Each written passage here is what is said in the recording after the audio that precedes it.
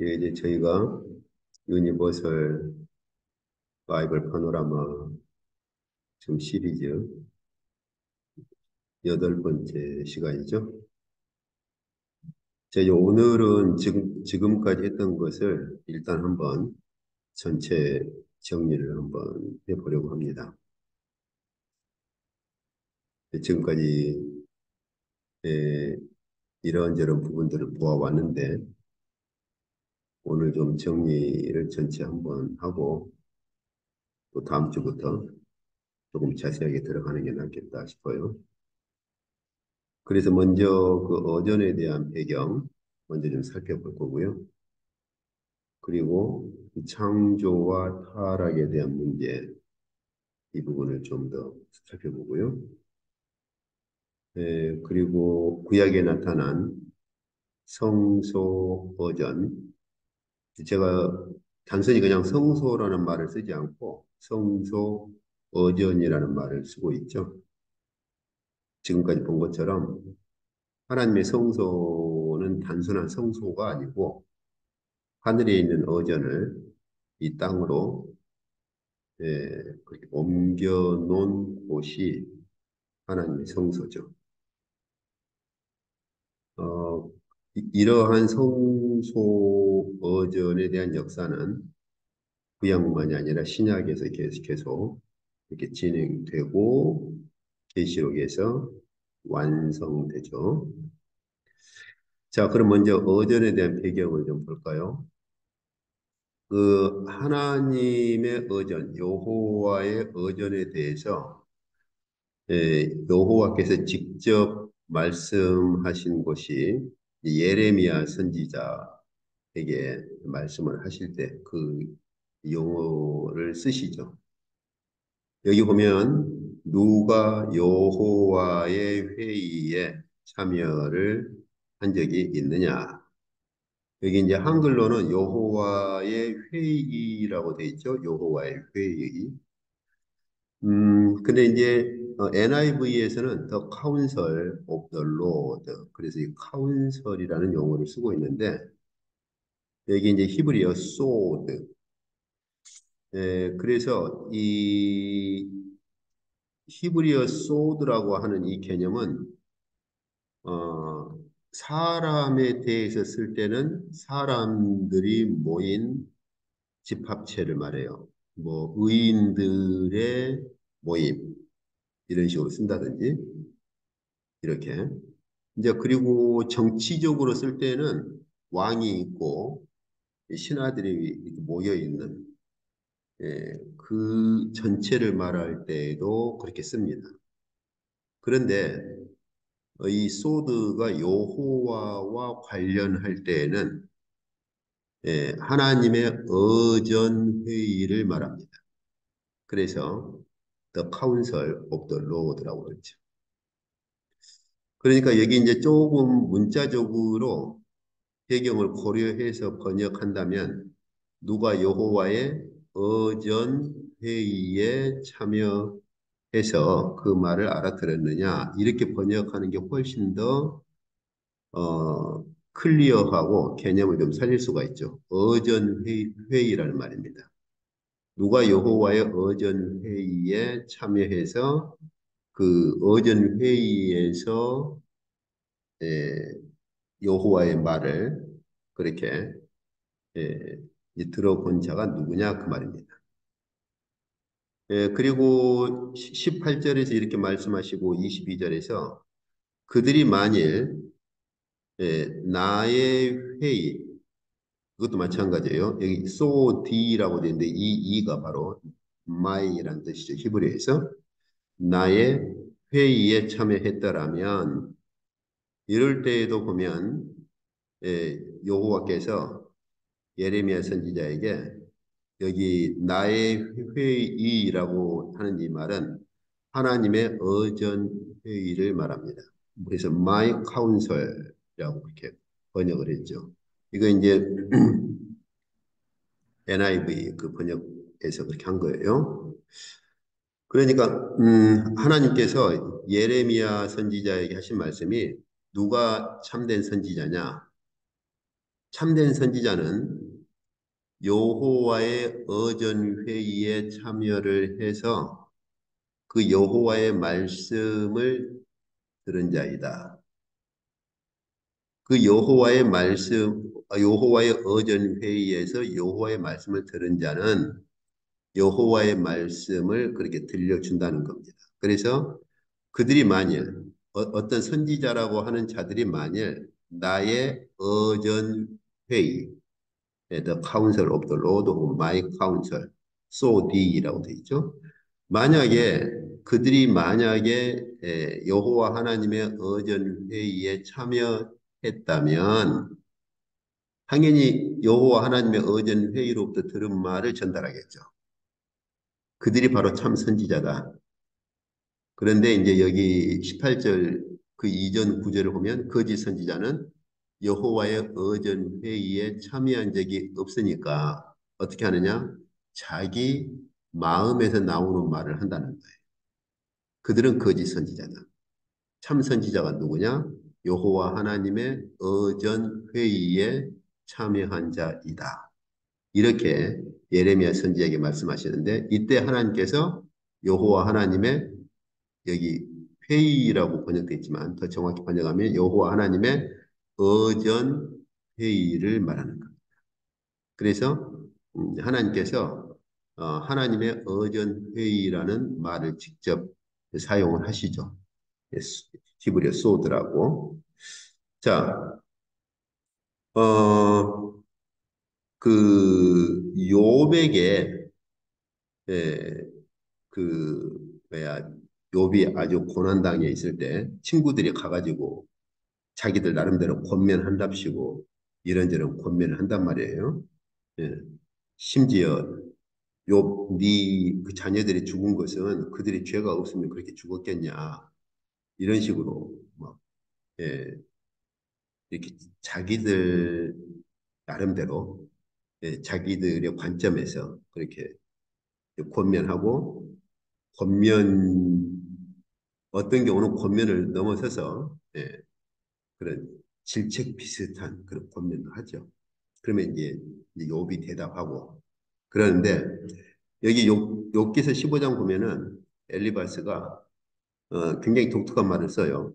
이제 욥이 자기 친구들이 무슨 말 할 때마다 대답을 하고 또 자기의 신앙의 관점에서 대답을 자꾸 하니까 엘리바스가 야 네가 하나님의 우리 이 번역을 왜 이렇게 했는지 모르겠어요. 하나님의 오묘하심을 네가 들어봤느냐? 이렇게. 그러니까 욥 네가 자꾸 너는 신앙적으로 이렇고 네 관점이 자꾸 이렇다고 했는데 너한테 일어난 그 일에 대해서 하나님의 오묘하심으로 이렇게 번역이 돼 있어요. 왜 이렇게 번역했는지 모르겠어요. 여기 히브리는 뭡니까? 여기 브라고 하는 것은 어디에서 그 말이에요. 어디에서? 아까 여기 소드하고 같은 말이죠. 소 여기 그래서 여기 그 하나님의 그 오묘하심 여기 그래서 이 소드를 써가지고 여기 소드 엘로하 그래서 이게 소드라는 용어를 쓰고 있죠. 다시 말하면 네가 하나님의 그 어전에서 네가 하나님의 어전에 참여해서 그 어전에서의 하나님의 그 음성을 네가 들어봤냐 그 말이야. 자꾸 네가 지금 이렇게도 해명하고 저렇게도 해명하고 자꾸 우리가 말할 때마다 그러는데 너 하나님의 어전에 참여해가지고 하나님의 그 어전에서의 하나님의 소리를 네가 들어봤어? 이렇게. 예. 이때 엘리바스가 굉장히 그 독특한 이 그러니까 다시 말하면 네가 지금 자꾸 우리가 말할 때마다 이렇게 대답을 하는데 그것은 너한테서 나온 거지 하나님의 어전에 참여해서 하나님의 뜻을 직접 네가 들은 건 아니지 않느냐 그 말이에요. 이때 여기 부라고 하는 건 어디에서란 말인데 부소드 엘로하 그래서 네가 하나님의 어전에 참여해가지고 네가 지금 하는 말이 하나님의 어전에 참여해서 하나님의 어전으로부터 그 소리를 듣고 말하는 거냐 그 말이죠. 그래서 NIV에서도 in on God's counsel. 그래서 하나님의 의전에서 네가 지금 하나님의 뜻을 듣고 말하는 거냐? 이거 하도 자기들이 권면할 때마다 욥이 이렇게 저렇게 저렇게 대답을 하니까 어디까지 끌고 가요? 너 하나님의 의전에서 네가 지금 말하는 건 네 말이잖아. 네가 하나님의 의전에서 직접 네가 참여해가지고 들어봤냐? 이런 식으로까지 지금 이제 끌고 가는 거예요. 그래서 여기서도 보면은 하나님께서 예레미야 선지자에게 말씀하신 것만이 아니라 욥기서에서도 이런 개념이 나와요. 그래서 정말로 네가 지금 말하는 게 진짜 하나님의 뜻이야? 그러면 너 하나님의 의전에서 네가 들어본 거야? 여기로까지 좀 끌고 가는 거지.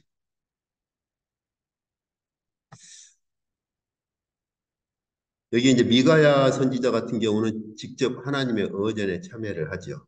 아합 왕에게 그렇게 하나님의 뜻을 전달할 때 미가야 선지자가 말합니다. 자기가 봤어요. 어디에 하나님의 의전에 참여해서 봤어요. 보니까 여호와께서 보좌에 앉으셨고 하늘에 천군 천사 만군이 하나님의 보좌 좌우편에 모시고 서 있는 상황에서 이 의전에서 회의를 합니다. 여호와께서 말씀하시기를 누가 아합을 꾀어서 그를 길르앗 라못에 올라가서 죽게 할 것이냐. 이건 어전 회의라고 그래요. 이것은 어전 회의. 하나님께서 하나님의 보좌를 호위하고 있는 천사들과 함께 마치 임금이 임금 앞에 있는 신하들을 이렇게 앉혀놓고 이 신하들을 두고서 어전 회의를 하는 것과 같은 것이죠. 이것을 바로 어전 회의라고 합니다. 그래서 미가야 선지자가 내가 하나님의 어전 회의에 참석해서 보니까 아합 왕 당신은 죽을 거요. 이렇게 이제 어전 회의에서 들은 것을 아합 왕에게 전달하죠. 바로 이러한 것들을 하나님의 어전이라 혹은 어전 회의라 이렇게 그리고 선지자들이 직접 참여하기도 하고 그렇게 하죠. 이사야 선지자도 자기가 파송받을 때 하나님의 어전 회의에서 파송받습니다. 하나님의 어전으로부터 파송받아요. 그래서 이 본문은 저희가 자주 보았던 말씀이죠.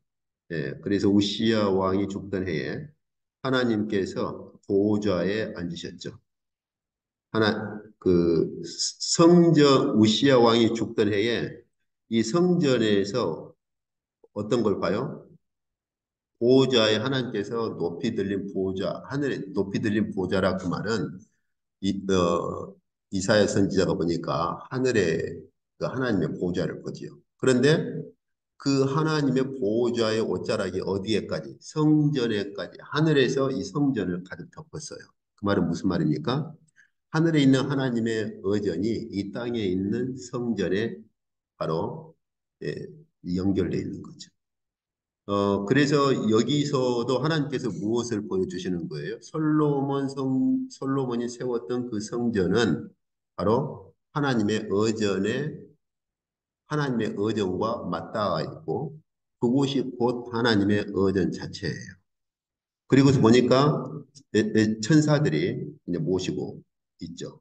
그런데 그 상황에서 여호와께서 내가 누구를 보내면 누가 우리를 위해서 갈 것인가 이런 어전 회의를 합니다. 여기서 우리라고 하는 표현 제가 전에 계시록 할 때도 제가 주목을 해야 한다고 했었고 그 전에도 주목해야 한다고 했죠. 제가 한번 이 우리라고 하는 이 부분 제가 한번 더 정리를 한다고 했어요. 이 하나님의 어전 회의에서 우리라고 하는 표현이 등장하는 건 어전 회의 때 하는 그래서 가령 제가 전에도 말씀드렸죠. 창세기 1장에서 우리가 그렇죠? 사람을 만들자. 우리의 모양과 형상대로 뭐뭐 하자. 이건 하나님께서 천지를 창조하실 때 가지셨던 어전 회의입니다. 이사야를 파송할 때도 이 어전 회의를 이사야 선지자에게 보여주고 이 상황에서 이사야 선지자가 저를 보내주십시오. 그래서 이사야 선지자는 하나님의 어전 회의에서 파송받은 선지자예요. 바벨탑 사건 때도 그러죠.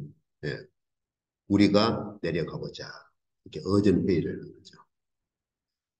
이러한 배경을 누가 또 사용하느냐? 바울입니다. 그래서 저희가 그 바울이 고린도 후서에 보면 내가 그리스도 안에 있는 한 사람을 아노니 근데 그가 셋째 하늘에 끌려 올라갔다. 이렇게 이 셋째 하늘이 어디냐 보니까 낙원이라고 다시 말을 해요.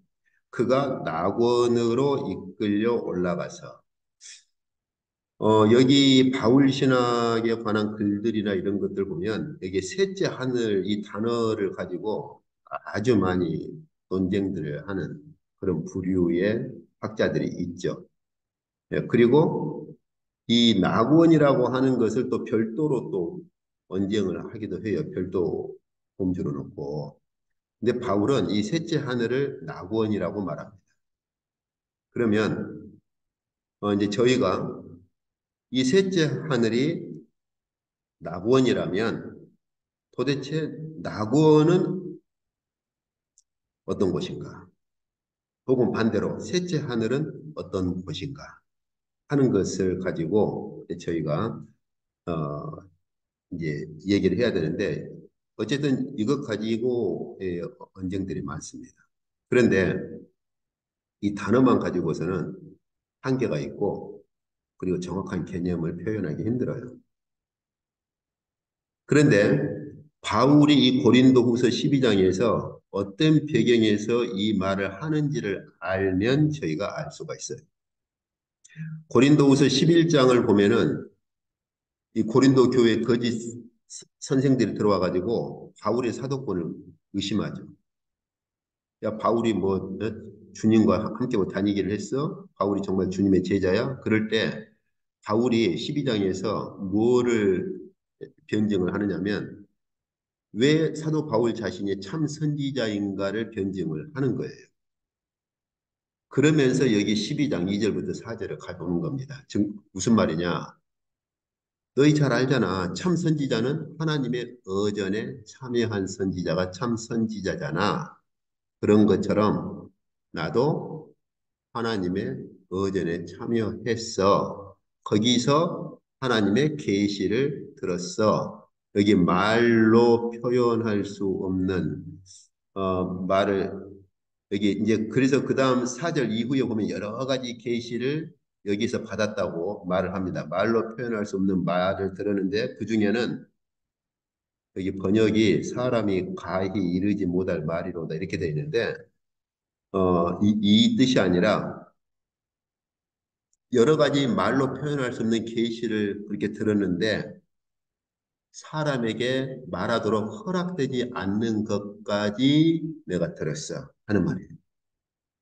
그러니까 사도 바울이 하나님의 어전에 참여해서 여러 가지 계시를 받았는데 그 계시 중에는 우리에게 사람에게 말하도록 허락되지 않는 계시까지도 자기는 그렇게 들었다는 거예요. 그리고서 이제 4절 이후에 쭉 보면 여러 가지 계시를 받은 것들에 대해서 얘기합니다. 그렇다면 바울은 지금 예레미야서의 배경을 가져오는 거예요. 하나님께서 예레미야 선지자에게 누가 참 선지자라고 말했어? 여호와의 어전에 참여한 선지자가 참 선지자라고 말했잖아. 그런 것처럼 나도 하나님의 어전에 참여해서 여러 가지 계시를 내가 받았어. 자기 사도권을 주장할 때 갈라디아서에서는 다메섹 사건을 가지고 자기 사도권을 주장하는데 고린도 교회는 내가 바로 하나님께서 예레미야 선지자에게 말씀하신 것처럼 나는 하나님의 어전에 내가 너희들에게 가르치는 이 계시의 말씀은 내가 하나님의 어전에 참여해서 나는 들은 거야. 이렇게 말하는 거예요.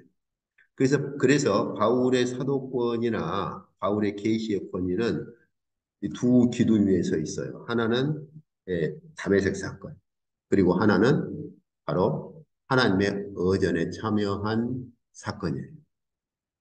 그렇기 때문에 김소연 교수가 아주 걸작을 그렇게 썼죠. 바울 복음의 기원이라고 하는 것. 거기서는 담에색 사건에 집중을 하죠. 그러나 담에색 사건만 가지고서는 바울이 말하는 모든 것들을 다 풀 수가 없는 부분들이 있어요. 하나님의 의전 배경을 가진 것들이 있습니다. 다시 말하면 바울 자신도 하나님의 의전으로부터 파송받은 선지자라고 말을 해요. 하나님의 의전에서 마치 이사야 선지자처럼. 그것은 다메섹 사건 가지고는 해석이 안 돼요. 하나님의 의전으로부터 파송받은 선지자라고 하는 그, 그런 배경을 가진 용어를 씁니다. 제가 그래서 전에 여기서 그 저희 학교에서 이 목회자들을 위한 컨퍼런스 할 때 그때 제가 예, 사도 바울 자신이 사도로 파송받은 배경 중에 하나로서 의전에 대한 배경이 있는 본문들을 가져와서 그때 제가 발표를 했었어요. 에, 그렇다면 여기서 셋째 하늘이나 낙원은 어디냐? 의전을 말하는 거예요. 이 배경을 모르고 단어만 가지고 씨름하면 상당히 많은 오해들을 비롯해서 좀 잘못된 이 단어만 가지고 씨름하는 글들을 보면은 조금 어떤 것들은 너무 비약한 것들도 볼 수 있고 그런데 이 바울이 여기서 쓰는 셋째 하늘이나 낙원이라는 말은 바로 하나님의 어전 참여 사건을 말하는 거예요. 그래서 이처럼 하나님의 어전이라는 배경이 상당히 중요하게 그렇게 쓰이고 있는데 이제 성경에서 보면 이 하나님의 어전의 어전 배경을 가지고 사용되는 것 중에 하나가 바로 카운슬러. 전에 저희가 했었죠. 카운슬러 혹은 이 말을 다른 말로 하면 지혜라고 말하고 사도 요한은 로고스라고 말을 합니다.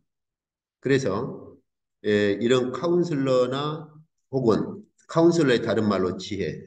제가 몇 번 반복했죠.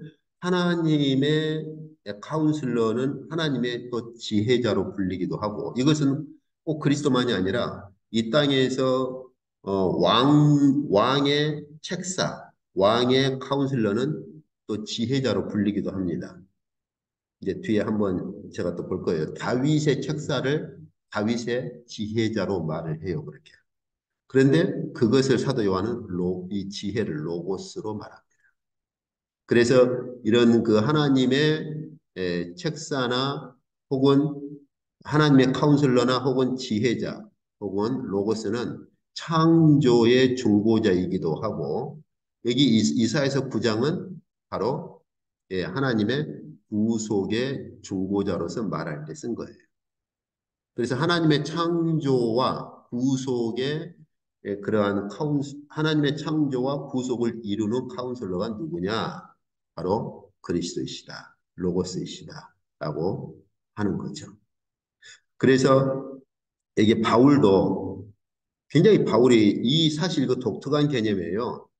한 하나님 아버지께서 계시는데 모든 만물은 그 하나님 아버지께로부터 왔는데 한 주 예수 그리스도 그분으로 말미암아 만물이 왔다. 그러니까 모든 만물이 하나님께로부터 창조가 됐지만은 그 창조는 어떻게 된 거냐? 바로 그로 말미암아 다시 말하면 예수 그리스도로 말미암아 이렇게 창조가 되어진 것이다. 이런 표현을 쓰고 있죠. 이 표현은 굉장히 독특한 표현입니다. 우리가 그냥 성경 읽으니까 그런가 보다라고 생각할 수 있는데 여러분 유대인들이 이런 개념을 가질 수 있겠어요? 창조주 하나님이 계시고 창조의 중보자가 있어서 그분을 통해서 이루어졌다? 바울이 담에색에서 만난 그리스도만 가지고 이런 이해를 할 수 있었을까요? 만약에 바울이 하나님의 의전에 참여 안 했다면 이러한 하나님의 의전에 있는 어떤 그 질서, 구조 이런 것들을 담에색 사건 하나만 가지고 바울이 다 이해를 할 수 있었겠는가? 어쨌든 바울은 고린도 교회에 세상 창조는 창조를 하신 하나님께서 계시지만 바로 창조하신 것이 아니라 바로 창조의 카운슬러, 창조의 중보자가 있어서 그 창조의 중보자를 통해서 창조를 이루셨다라고 유대인 중에 유대인이었던 바울이 이렇게 말을 하는 거예요. 그래서 카운슬러의 창조 중보직을 말을 합니다. 자, 그런데 카운슬러가 예수 그리스도 한 분뿐이냐? 여기 보면 또 다른 카운슬러이신 바로 성령을 말을 하죠. 그래서 하나님께서 카운슬러이신 예수 그리스도를 통해서 예수 그리스도로 말미암아 창조하셨는데 또 다른 카운슬러가 되시는 성령께서 그 창조된 세상을 보존하시죠. 그래서 하나님의 영은 수면에 운행하시니라. 여기 수면이라고 하는 것은 물이 아직 거쳐지기 전에 지구를 감싸고 있는 물을 얘기를 하는 것이죠. 뭐 이걸 하나님의 바람이라고 번역하는 뭐 아주 그런 어처구니없는 시도도 있는데 어쨌든 여기 운행하신다 그 말은 보존을 말할 때 쓴다고 그랬죠. 제가 이미 설명했죠. 독수리가 그 라하프라고 하는 것은 메라헤페트라 그래서 분사를 쓰고 있는데 예, 계속 그러니까 한 번으로 끝난 것이 아니라 계속 좀 진행을 하고 있는 상황을 얘기를 하는 거예요. 히브리어에서 분사를 쓸 때는 영어의 ing처럼 그렇게 그런 의미를 가지고 있어요. 계속 그렇게 창조된 세상을 보존하고 계신다. 독수리가 자기 새끼를 보호하고 지키듯이 그렇게 창조된 세상을 보호하고 보존하고 지금 계시고 있다라고 분사를 쓰고 있는 거죠. 그때 창조하셨을 때. 그런데 창세기만 그러냐? 시편에서도 그런 고백을 하지요. 그러니까 상당히 독특하지 않습니까? 시편에서 하나님의 창조 세계를 주의 영을 보내서 창조하실 뿐만 아니라 지면을 새롭게 하신다. 즉 창조 세계를 이렇게 새롭게 하고 계시고 보존하신다. 그렇죠? 예, 이런 이해를 가지고 있다는 것이죠. 그래서 하나님께서는 창조하신 그런 기원자가 되시지만 그 창조 중보를 이루신 분이 누구시냐? 바로 카운슬러가 되시는 예수 그리스도이시고 이 창조된 세상을 누가 보존하고 계시느냐? 또 다른 카운슬러가 되시는 성령께서 이 창조된 세상을 보존하고 계신다. 이렇게 이제 보고 있는 거죠. 그래서 이건 제가 전에 보았었죠. 그래서 성령을 파라클레토스라 즉 대언자 카운슬러라고 하고 예수께서는 성령을 알론 파라클레톤 그래가지고 다른 보혜사 이렇게 예, 말씀을 하시는 거죠. Another counselor. 예, 그래서 예수께서도 성령을 다른 보혜사다. 이것도 헤테로스가 아니라 알로스다 해가지고 동질의 것을 말한다. 이것은 언어 유희이고 제가 전에도 말씀드렸죠. 헤테로스는 뭐 이질적인 거고 알로스는 동질의 것이다. 그런 부분도 있으나 꼭 그렇지만은 않아요. 예, 그냥 일반적으로 사람 구분할 때도 알로스를 씁니다. 어쨌든 또 글이 들어가면 뭐 다음에 시간이 될는지 모르겠어요. 그래서 그건 언어 유희이고 여기서 쓰는 알로는 예수 그리스도 자신이 카운슬러이신데 바로 성령께서는 또 다른 카운슬러. 그러니까 하나님 앞에 카운슬러가 예수 그리스도이시고 성령 이렇게 두 카운슬러께서 계시는 것이죠. 그래서 그리스도를 성령의 카운슬러 되신 것을 말할 때 다른 카운슬러다라고 이렇게 말씀을 하시는 거예요. 이제 이런 측면에 대해서 하향식과 상향식에 대해서 이미 제가 설명했으니까 자, 그래서 결국은 하나님의 의전으로부터 이 땅에서 창조와 타락, 구속, 그리고 마지막 새 창조가 이루어질 때 결국은 하나님의 의전으로부터 바로 카운슬러가 되시는 예수 그리스도 그리고 또 다른 카운슬러가 되시는 성령을 통해서 창조부터 새 창조까지 전 역사가 이렇게 흘러간다라고 말할 수 있는 것이죠. 자, 그럼 이제 창조에 대해서 한번 봅시다. 창세기 1장과 2장 그때 제가 비교를 했어요. 창세기 1장에서는 하나님의 의전에서 창조하신 특성이 잘 나타나 있다 그랬어요.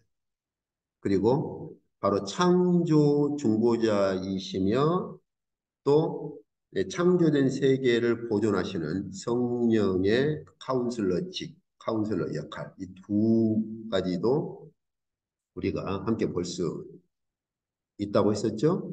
특히 사람을 창조할 때는 의전 회의를 하시죠. 우리가 어떻게 하자 이렇게.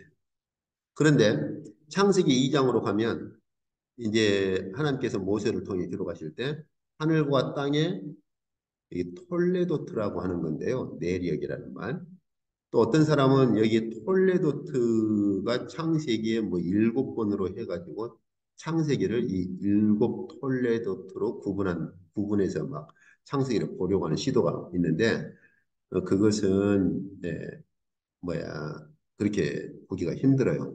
왜냐하면 창세기에 이런 그 톨레도트라고 하는 게 꼭 7번이냐 그렇지는 않고 또 모세 오경까지 확대하면 아주 셀 수 없이 많고 이것으로 구분점을 찾기는 어렵습니다. 그러나 한 가지 폴리도트를 쓸 때는 어떤 것에 대한 요약 그래서 족보를 말할 때도 자기가 쓰고자 하는 족보에 대한 관점으로 사람들을 뽑아내서 요약한 것을 혹은 어떤 사람이 일대기를 말할 때도 폴리도트를 말할 때 편집을 해서 자기가 말하고자 하는 것을 요약할 때 톨레도트란 말을 쓰거든요. 그렇다면 창세기 1장의 요약이 바로 창세기 2장인데 여기 핵심 요약을 어떤 것으로 볼 수 있느냐? 하나님께서 에덴의 동산에 여기 저는 보통 성소, 어전, 성소 이 말을 이렇게 같이 사용합니다만은 어전 성소란 말은 어전인 성소를 그냥 줄여서 제가 하는 거예요. 에덴 동산에 하나님의 어전 자체인 성소를 설립하시는 것을 2장에서는 더 초점을 맞춰. 1장은 전반적으로 하나님의 어전의 배경을 가지고 있고 창세기 1장. 2장은 그 하늘에 있는 하나님의 어전이 이 땅으로 내려온 거지요. 그래서 그 지상의 어전 성소 혹은 성소 어전에 아담과 하와를 두시고 언약을 체결하신 거예요. 그러니까 1장은 하늘에 있는 하나님의 어전으로부터 천지 창조를 기록하는 예, 이러한 특성이 강하고 2장에서는 그럼 하늘의 어전으로부터 이 세상을 창조하셨는데 그 중에 이 에덴에 있는 동산에 초점을 맞추면서 그 에덴에 있는 동산이 결국 뭐였느냐? 하늘에 있는 어전을 이 땅으로 바로 내려와서 이 땅에 하늘의 어전을 이 땅에 설립한 곳이다. 이렇게 1장과 2장을 그렇게 에, 이제 말을 하는 겁니다. 그래서 2장에서 핵심을 이제 요약할 때는 에덴의 동산에 하나님의 어전의 설립이라고 이렇게 볼 수 있어요. 자, 그러면 여기 본문에서 이제 제가 워낙 자주 반복해서 말씀드렸으니까 읽으시면 아시겠죠. 이게 동산에 거니셨다. 이것은 바로 사무엘하 배경까지 보면 하나님께서 바로 성소에 거주하시는 것을 나타내는 말이다라고 했는데 이 성소가 곧 뭐다? 하나님의 의전이다. 뭐 지금까지 봐왔었고 오늘도 한 번 더 정리할 거예요. 그렇다면 바로 하늘의 의전에 하나님께서 거하셨던 것처럼 이 땅의 성소에 이 땅의 성소를 하나님의 거주지로 삼으셨는데 어떤 거주지냐? 하나님의 의전으로서의 거주지이다. 이렇게. 그래서 그곳에 사람을 아담과 하와를 거기에 두셨죠. 그래서 그 에스겔 선지자를 통해서 두로 왕한테 했던 말도 천지를 창조할 때 거의 아담과 하와를 하나님의 의전과도 같은 동방의 에덴에 하나님의 의전과도 같은 그 에덴에다가 아담을 천사적 존재로 천상적인 존재, 천사적 존재로 그렇게 두셨다는 걸 알 수 있습니다. 그리고 결국은 아담과 하와가 쫓아낼 때 그 에덴의 동쪽에 있는 그곳에 그룹들, 천사들을 배치하시고 또 이 두루 도는 불칼, 이 말은 칼이 스스로 돌아가는 그런 제귀태입니다. 불칼인데 불칼이 막 스스로 돌아가고 있어요. 그곳을 그 에덴의 동쪽에 있는 에덴의 동쪽에 있는 동산에 그 스스로 돌아가는 불칼을 두셔가지고 누구도 못 들어가도록 그렇게 지키신 거죠. 이 구조가 이 구조가 그대로 성소에 이렇게 반영됩니다. 그래서 지성소와 성소를 구분하고 지성소에는 천사들이 지키도록 하고 이런 식으로 그리고 그 성소의 방향은 항상 동쪽이죠. 동쪽을 향하도록 그렇게 합니다. 자, 그리고 그 하나님의 지상의 어전과도 같은 그 에덴의 그 동산에 예, 아담과 하와를 천상적인 존재로 두실 때 언약 체결을 하시죠. 그런데 아담과 하와가 선악과를 파기한 것은 하나님께서 호세아 선지자를 통해서 어떻게 말씀하세요? 언약을 어긴 것이다. 아담이 언약을 어겼는데 아담처럼 너희 이스라엘 백성도 그러냐? 이렇게 말씀하시는 거죠. 자, 그럼 타락에 대한 개념을 좀 봅시다.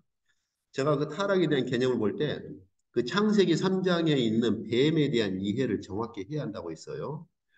여기 그 한 나하시, 이 나하시라고 하는 건 일반적인 뱀을 말할 때도 씁니다. 전에 제가 사본학 공부할 때 그때 교수님은 이 나하시 에덴에 있는 뱀하고 이제 주님께서 너희는 뱀같이 지혜로워라 할 때 그 뱀하고 종류가 다르다 막 그런 저기를 했었는데 일반적인 뱀을 말할 때는 그냥 나하시를 써요. 그래서 이 나하시라는 이 히브리어는 그냥 일반적인 우리가 우리 일상생활에서 볼 수 있는 뱀을 말할 때 씁니다. 그런데 또 다른 의미가 있어요. 그건 뭐냐? 하나님의 어, 아담과 하와를 타락시키고 하나님께 심판을 받는 뱀으로서 말을 할 때는 일반적인 뱀이 아니라 여기에 보면은 이제 리워야단이라고 하는 여기 보면은 나하시인데 리워야단 날랜 뱀 고 리워야단 이렇게 곧 꼬불꼬불한 뱀 리워야단을 벌하시며 이렇게 돼 있잖아요. 그러니까 여기서 뱀은 우리가 일상 사회에서 볼 수 있는 그런 뱀이 아니라 우리가 뭐 숲속이나 이런 데서 볼 수 있는 뱀이 아니라 리워야단이라고 하는 것은 용과도 같은 존재입니다. 용. 예. 그래서 여기 보시면 이제 용으로도 쓰고 있죠. 리워야단을 벌하시며 리워야단을 벌하시는데 어떤 리워야단이냐? 바다에 있는 용 이렇게요. 그죠? 예. 그래서 탄린이라고 하는. 그러니까 하나님의 심판에 즉 아담과 하와를 미혹하고 하나님의 심판의 대상으로 하나님께서 심판하실 뱀은 우리가 숲속에서 보는 그런 뱀이 아니고 리워야단 정도 르바이어던이라고 이제 영어에서는 이제 르바이어던이라고 보통 하잖아요. 그러니까 그 용과도 같은 그런 뱀이에요. 그래서 창세기에서 아담과 하와를 미혹했던 뱀은 리워야단으로 우리가 봐야 되고 그건 곧 용과도 같은 존재인 거죠. 바로 그래서 이 계시록에서도 하나님께서 묵시로 보여주실 때 예수 그리스도께서 성육신 하실 때 이 예수 그리스도를 죽이려고 했던 그러한 존재가 누구냐? 용으로 말하는데 이 용이 바로 뭡니까? 리워야단이고 이 리워야단이 뭐예요? 아담과 하와를 미혹하고 타락시켰던 바로 그 뱀인 거죠. 뱀이자 용이고 우리 한글 성경 어떤 곳에서는 이것을 거대한 악어로도 번역을 했습니다. 악어. 아주 큰 거죠. 그래서 그런데 막 그렇게 복잡하게 생각하지 마시고 이 뱀은 용과도 같은 존재다. 이렇게 이해를 하시면 돼요. 그래서 이런 그 아담과 하와를 타락시킨 예, 거의 그러한 존재는 바로 용과도 같은 리오야단으로서 용과도 같은 존재인데 어, 하나님께서 아담과 하와로 하여금 그 에덴에 있는 동산을 지키게 했음에도 불구하고 결국은 그 리오야단에게 그렇게 미혹받아서 결국 타락함으로 죄가 바울은 그렇게 말하죠. 죄가 세상에 들어왔고 사망이 왕노릇했다. 그러니까 아담과 하와가 천상적인 존재로서 하나님의 의전과도 같은 에덴의 동산을 지키도록 세움을 입었는데 결국 그 말은 천지창조 이후에 그리고 아담이 에덴에 세워진 그 사이에 천사 타락이 있었다는 말이죠. 그 타락한 천사가 리오야단과 같은 존재로 그렇게 해서 아담을 미혹을 한 거죠. 결국 아담이 타락함으로 말미암아 아담이 쫓겨나고 결국 리워야단이 세상에 왕노릇하는 그러한 그런 결과를 가져오게 된 것이죠. 결국 뭐냐? 타락한 천사가 리워야단과 같은 거대한 용과도 같은 존재로서 결국은 세상의 왕노릇 함으로 하나님께서 이 세상을 하나님의 의전으로 만들고자 했던 것에 대한 일종의 반역이고 그 하나님의 세상을 의전화시키는 하나님의 계획을 이렇게 깨뜨렸던 것이죠. 그래서 바울은 에베소 교회는 공중의 권세 잡은 자다. 이렇게 말을 합니다. 공중의 권세 잡은 자. 이런 식으로. 이렇게. 그래서 결국은 우리가 그러한 공중의 권세 잡은 자에게 종노릇함으로 결국 우리는 죄의 세력 아래 있는 것이고 우리에게 결국 사망이 오는 것이죠. 그러니까 이제 우리가 죄를 말할 때 뭐 어머니 우리가 보통 어머니가 부모가 죄인이니까 우리도 죄인이다 이렇게 그렇게도 이제 말을 하고 다양하게 이제 말을 하는데 물론 그 말이 뭐 틀린 건 아니죠. 그러나 사실은 우리가 태어날 때부터 우리는 누가 왕노릇하는 이런 세상에 우리가 태어나느냐? 죄가 왕노릇하고 있는 이 세상에 우리가 태어난 거고 그렇기 때문에 우리는 어린 아이로부터 노인에 이르기까지 죄성의 지배를 받는 거예요. 죄성의 지배를. 저희 뭐 성악설, 성선설 두 가지 가지고 논쟁들을 많이 하죠. 하나님의 일반 은총 때문에 우리 안에는 선한 본성이 있습니다. 그러나 어, 죄가 왕노릇하는 죄가 통치하는 이러한 세상에 살아가는 존재이기 때문에 우리에게는 죄성이 공존하지요. 그래서 하나님께서 우리 안에 일반 은총을 부어 주심으로 세상이 완전히 타락해 버리지 않도록 유지는 해요. 소돔과 고모라 정도 되면 하나님께서 이제 그 세상을 제거를 하시죠. 그러나 분명한 것은 그럼에도 불구하고 그것은 일반적인 하나님의 일반 은총의 흔적이고 우리는 죄 아래 놓여 있는 자들이고 죄의 종이죠. 그래도 세상이 완전히 이런 그 케이오스라고 그러죠. 완전히 무질서 속으로 가지 않도록 하나님께서는 성령으로 일반 은총을 베푸셔서 예술이라는 게 있고 선한 양심을 하나님께 양심의 빛을 비추어 주셔서 주님 오실 때까지는 세상을 보존하십니다.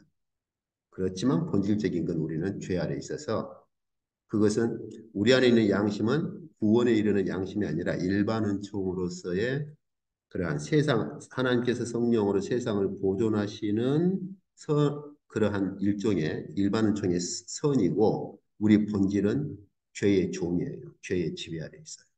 그렇기 때문에 결국 우리에게 죽음이라는 것이 오는 것이고 이런 예, 죄의 권세 아래 있는 것이죠. 그러나 우리가 예, 그리스도 안에서 죄의 종이 아니라 그리스도인으로 들어가면 우리가 죄의 종에서 벗어나기 때문에 사망에서 벗어나서 부활의 생명을 얻는 것이죠. 이것이 바울이 로마서 이제 5장에서 얘기하는 것이고 바울만이 아니라 주님께서도 말씀하시는 거예요. 자, 그럼 이제 구약의 성소에 대한 부분들을 볼 때 전에 저희가 보았었죠.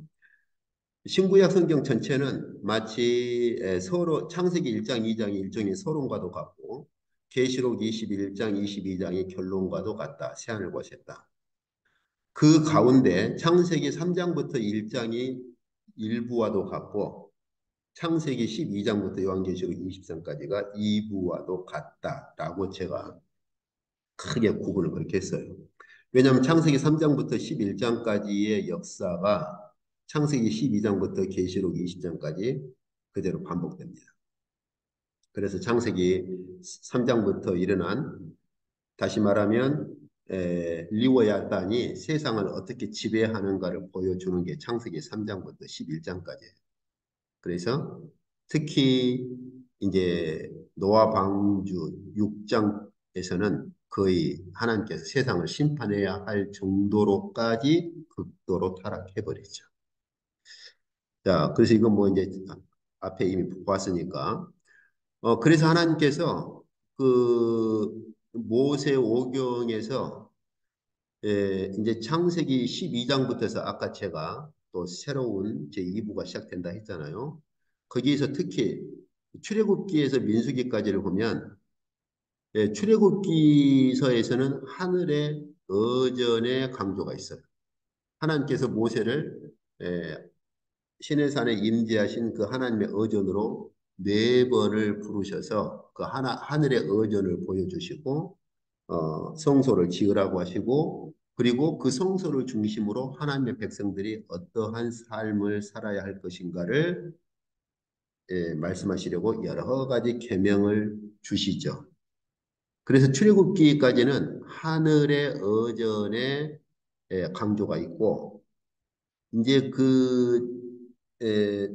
다음 이제 출애굽기 다음 슬라이드에서 구조를 볼 거예요.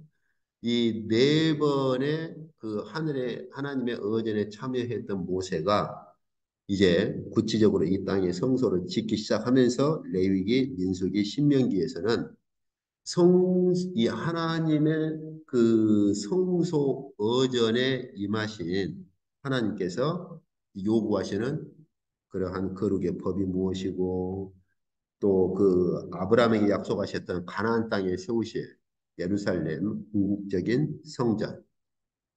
그 가나안에 왜 하나님께서 예루살렘의 성전을 세우려고 하시는 거예요? 바로 하나님의 어전을 거기에 세우고자 하시는 것이죠.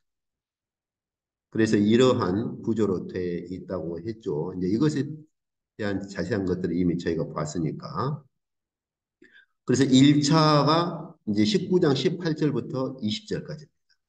그러니까 출애굽기 읽으실 때 모세가 하나님의 어전에 올라간 부분들을 단락으로 읽으시면 출애굽기가 선명해져요.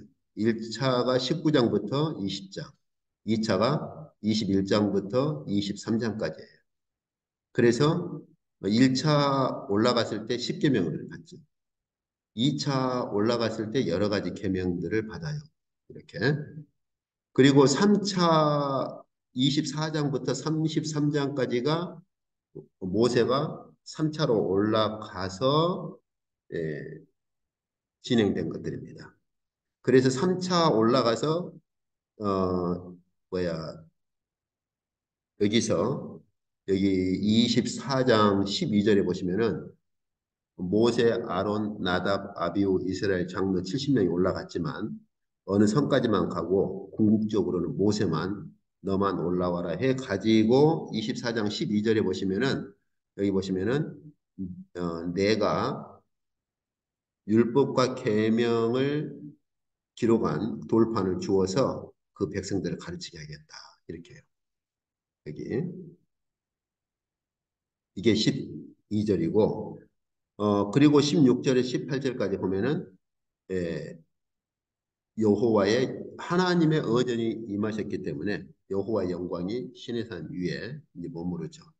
그리고 모세는 그 구름 속으로 그러니까 하나님의 어전이 임한 그 시내 산그 꼭대기까지 올라가서 40일 동안을 같이 그렇게 예, 그 산에서 이렇게 거주하고 그리고 25장부터 31장까지가 뭐예요? 이제 이렇게 올라가서 여기서는 계명도 주시지만은 이 산에서 너한테 보인 양식대로 성소를 지으라고.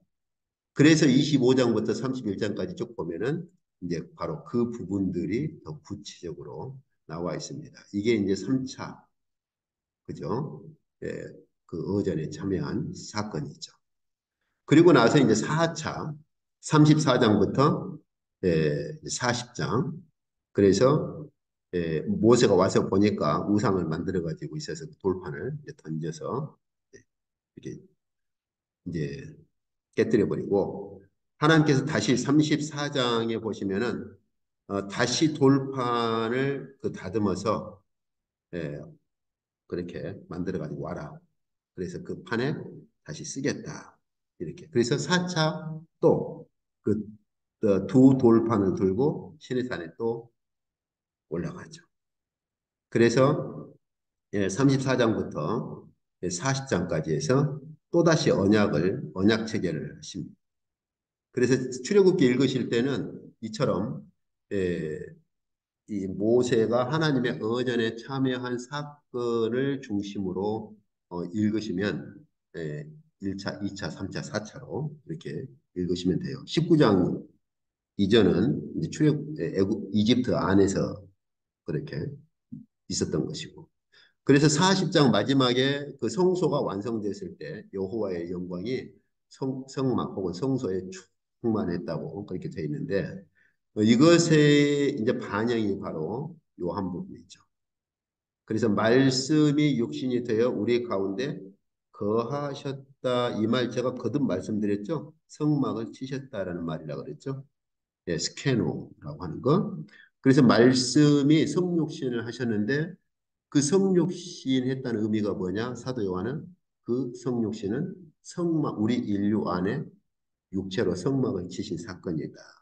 그리고 바로 구약의 이 출애굽기에 여호와의 성막이 완성됐을 때 여호와의 영광이 충만했던 것처럼 예수 그리스도의 성육신의 성막에 사도 요한은 하나님의 영광이 가득했던 것을 보았던 것이죠.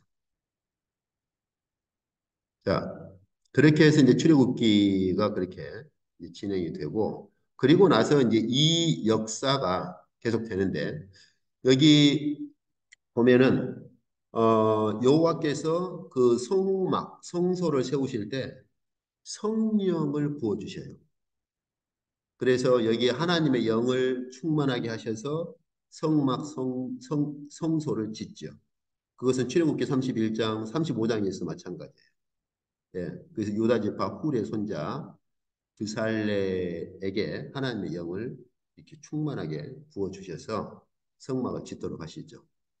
예, 36장도 마찬가지고, 예, 그래서 브살렐과 오홀리암만이 아니라 그 외에 성막을 짓는 자들에게 성령을 부어 주셔서 성령으로 성막을 짓습니다.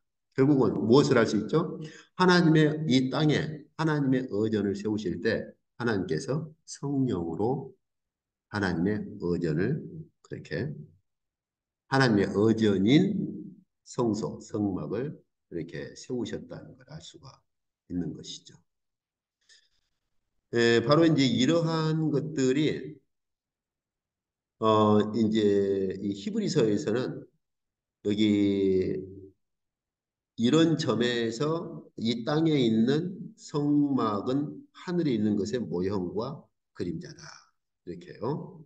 예, 그러면서 바로 출애굽기를 인용을 하시죠. 하나님께서 산에서 보이던 그대로 지으라고 하지 않으셨느냐. 이런 점에 있어서 이 땅에 있는 성막, 성소는 모형과 그림자다. 이렇게요.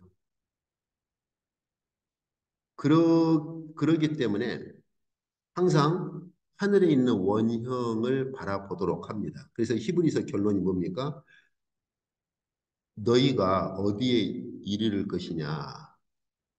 그래서 말할 때 하늘에 있는 원형을 말해요. 시온산, 살아계신 하나님의 도성인 하늘의 예루살렘. 쭉 이렇게. 이것을 히브리서 쪽 지피라는 뭐 주석자들이나 어떤 학자들은 플라톤 또 그 히브리서를 해석하는 이론 중에 하나가 플라톤 철학을 또 대입을 하는 사람들이 있는데 어, 좀 예,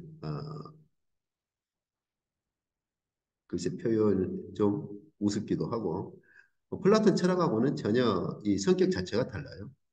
예, 플라톤이 말하는 건 이데아의 세계를 말하는 거고 이것은 이데아의 세계가 아닌 실제 실제 하늘에 있는 것을 하나님께서 성령으로 이 땅에 세우신 것이고, 그렇기 때문에 이 땅에서 하나님의 백성으로 살아가는 자들은 어, 성령께서 이 땅에 세우신 모형과 그림자의 원형을 바라보라는 측면이지 플라톤 철학하고는 관계가 없습니다.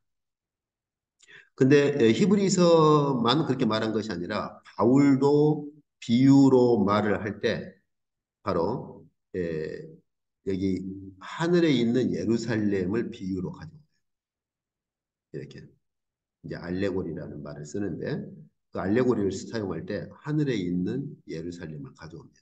여기서 무엇을 할 수 있죠? 결국 사도들은 이스라엘 백성들이 뭐야 구약만이 아니라 신약의 사도들 또한 결국은 어떤 의식을 가지고 있다?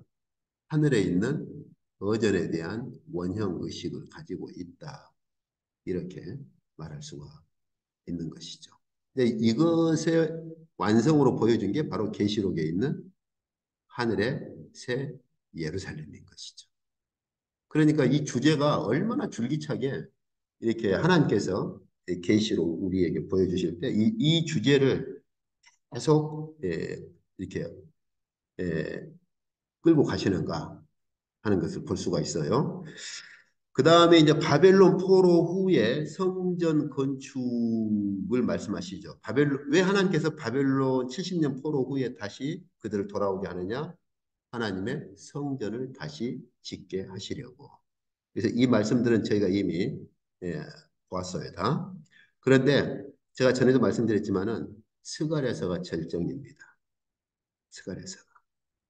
네, 그래서 하나님께서 어, 예레미야 선지자나 여기 이사야 선지자에게 약속하셨던 것처럼 예, 이제 고레스 왕을 세워서 그렇게 이스라엘 백성을 다시 돌아가게 하죠. 왜요? 성전을 짓도록. 여기 보시면 나에게 명령하사 유다 예루살렘의 성전을 건축하라 하셨다. 이스라엘의 하나님은 참 신이다. 그러니까 돌아가라. 그래서 여호와의 성전을 건축해라. 이렇게 예, 그 궁극적인 목표가 바로 그겁니다. 그래서 제가 이 표를 이제 보여드렸었죠. 이거 표가 정리가 잘 돼서 제가 이제 가져온 겁니다. 출처는 이 아래에서 보실 수 있고. 근데 그때 보면은 성전 재건 때 두 그룹이 있었다 그랬죠. 하나는 에, 지도자 그룹, 하나는 선지자 그룹. 그래서 지도자 그룹이 바로 스룹바벨, 에스라, 느헤미야. 여기서 보실 수 있죠? 예, 그래서 1차, 2차, 3차 때 스룹바벨, 대제사장 여호수아, 그 다음에 2차 때 에스라, 3차 때 느헤미야. 이처럼 지도자 그룹은 스룹바벨, 에스라, 느헤미야이고 이때 선지자 그룹이 학개, 스가랴, 말라기입니다. 그런데 스가랴서를 보시면은 진정한 하나님께서 세우고자 하시는 진정한 성전에 대한 묵시를 아주 자세하게 그렇게 보여주셔요. 그래서 스가랴서를 보시면은 하나님께서 세우고자 하셨던 새로운 성전에 대한 본질을 알 수가 있습니다. 그리고 이제 이것이 이제 신약으로 이어져 가는 것이죠. 그래서 아까 제가 요한복음 읽었던 것처럼 예수 그리스도의 성육신의 성소가 세워지고 우리가 예수 그리스도의 성육신의 성소로 우리가 들어오도록 하시는데 이것들에 대한 반영이 뭐냐? 모세 오경에 대한 특성들이 그대로 반영이 되는 걸 볼 수 있어요. 그리고 이것이 역시 계시록에서도 완성되는 것을 볼 수가 있죠. 그래서 모세 오경으로부터 시작을 해서 계속 신약 그리고 계시록에 이르기까지 이 특성들, 성소를 중심으로 한 특성들이 그대로 유지가 되는 걸 볼 수 있고 그 흐름으로 흘러가는 걸 볼 수가 있습니다. 자, 그래서 저희가 이제 전에 보신 거죠. 이 성소 어전의 역사가 바로 모세오경부터 계시록까지 하나님의 성소, 예루살렘 성전, 성육신, 마지막 새 예루살렘에서 그것이 완성됐죠. 이제 그런 점에서 아까 제가 네 부분으로 신구약 성경 전체를 구분을 했던 겁니다. 그래서 마지막 그 계시록에 있는 새 예루살렘에서 이루어질 바로 새 하늘과 새 땅에 대한 예언과 새 창조에 대한 묵시죠. 그래서 제가 전에 말씀드렸죠. 이사야서에 있는 이것은 전천년설을 주장한 사람들이 말한 대로 천년왕국 때 이루어질 일이 아니고 이사야서 이 예언이 어디에서요? 새하늘과 새 땅에서 천년왕국이 아닌 완전히 모든 것들이 다 끝나버리고 새하늘과 새 땅에서 이루어질 것에 대한 예언이라고 그랬죠. 그래서 계시록에 있는 그 예언들의 배경이 바로 이사야서 65장, 66장, 11장도 마찬가지고 이런 관계성들에 대해서는 이미 제가 앞 시간 강의에서 다 설명을 했습니다. 그래서 이제 마지막 그 이제 모든 그러한 죽음으로부터 사탄 심판까지 다 끝나버리고 나면 이제 하나님의 영광이 비치고 그리고 그 새하늘과 새 땅이 이루어지고 새 예루살렘이 하나님께로부터 내려오고 그리고 여기 있는 것처럼 거기에는 하나님의 영광이 가득 차고 그리고 이제는 모든 민족들이 그 영광의 빛 가운데로서 사는 게 바로 새 예루살렘이다. 이것이 곧 뭐다? 하늘의 거룩한 성 새 예루살렘이 이 땅으로 내려온다라고 하는 것은 하늘의 어전이 이 새 창조, 새 하늘과 새 땅에 완전히 통합되어서 더 이상 그때가 되면은 옛 하늘과 옛 땅은 다 없어져 버려요. 새 하늘과 새 땅이 이루어지고 그곳은 하늘에 있는 하나님의 어전이 완전히 통합되어서 더 이상 하늘과 땅의 구분이 없어지고 우주적인 하나님의 의견이 완성되는 겁니다. 그것이 하나님 나라의 완성이에요. 그것을 계시록에서 이제 말하고 있는 거죠. 그래서 이 하나님의 의견을 중심으로 이제 저희가 보고 있는 새하늘과 새 땅, 언약에 대한 문제, 여기 보시면 언약에 대한 문제, 성소와 성전, 구속 역사, 하나님 나라 모든 것들이 하나님의 의견을 중심으로 그렇게 진행이 돼요. 이 개념들이 모세오경, 선지서 및 시가서, 복음서나 이 서신서, 계시록에 이르기까지 이 통합적인 개념이 줄기차게 흘러가는 거예요.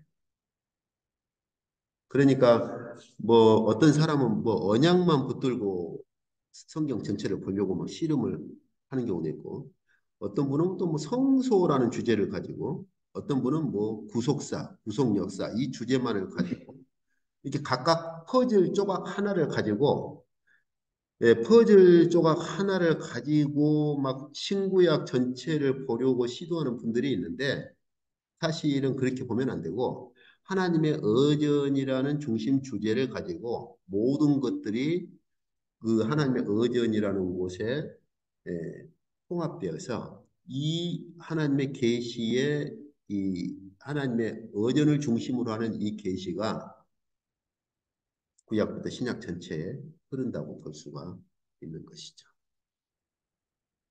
좀 쉽지는 않죠, 그죠? 예, 예. 오늘 이쪽까지 하도록 하겠습니다.